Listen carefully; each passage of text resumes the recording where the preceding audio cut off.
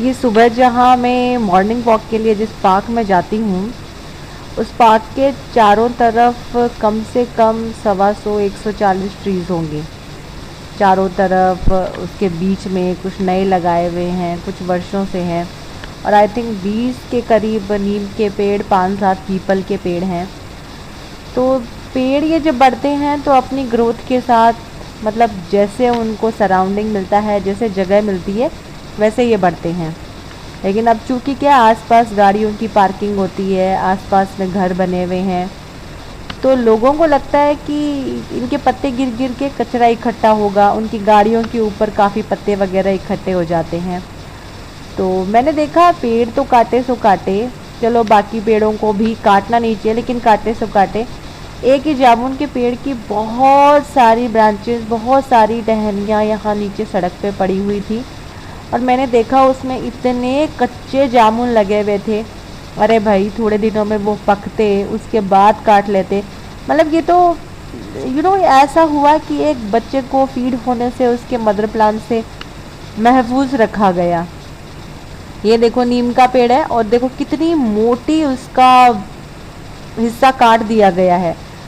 मतलब काटा गया, मतलब मुझे इतना दुख हुआ, मतलब खून जल गया भाई मेरा तो ये देख के। तो मैं ये जस्ट रिक्वेस्ट करना चाहती हूँ कि भाई पहली बात तो देखो, ये पेड़ों की कटाई छटाई कराओ ही मत। इतनी लीव्स कटी हुई है, इतने लीव्स को नीचे गिरा दिया गया। अब इनका यहाँ कुछ भी नहीं होना, ये बस एक आध दिन में डेड हो जाएगी। लेकिन ये देखो, जितनी लीव्स है उतनी आपको ऑक्सीजन ज़्यादा मिल रही थी, क्योंकि एटलीस्ट फोटोसिंथेसिस तो लीव्स ही करती है, और कार्बन डाइऑक्साइड लेती है और ऑक्सीजन देती है। तो मानो कि मतलब कितने ऑक्सीजन के सिलेंडर्स को तुमने बस डिस्पोज कर दिया है। और ये प्लीज़ आप ना करें, जिस किसी भी या जहाँ पर भी ये काम होता है। हम करते हैं हमारे स्वार्थ के लिए कि भाई हमारी गाड़ियाँ गंदी हो रही है, हमारी सड़कें गंदी हो रही है। लेकिन मुझे ये बात समझ में नहीं आई कि जहाँ पर ये पॉलीथीन्स, प्लास्टिक्स का कचरा है, क्या उनसे आपकी सुंदरता ख़राब नहीं होती? अरे ये पेड़ और पत्ते तो नीचे गिरकर भी अपनी सुंदरता को कायम रखते हैं। और सबसे बड़ी बात, ये टोटली बायोडिग्रेडेबल है। थोड़े दिनों के बाद में ये सॉइल में कन्वर्ट हो जाएंगे, और वो भी वेरी मच फर्टाइल सॉइल।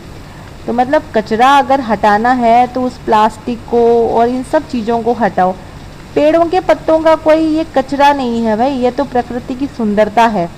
और नीम के पेड़ के पर भी जहाँ भी काटे गए हैं, देखो ये नीम की जो निम्बोली होती है इतनी ज़्यादा लगी हुई है, हो सकता है कोई जानवर इन्हें खाता। मतलब मुझे समझ में नहीं आया कि आखिर क्यों किया गया ये। और ले दे के आप ये देखो, छाया ही दे रहे थे ये पेड़ तो। और अगर ये घने पेड़ थे तो आपका टेम्परेचर भी आसपास की एरिया का रिड्यूस कर रहे थे। लेकिन जो भी हुआ भाई, बहुत ही बुरा हुआ, बहुत ही बेकार हुआ, और एकदम ना सराहनीय लायक काम।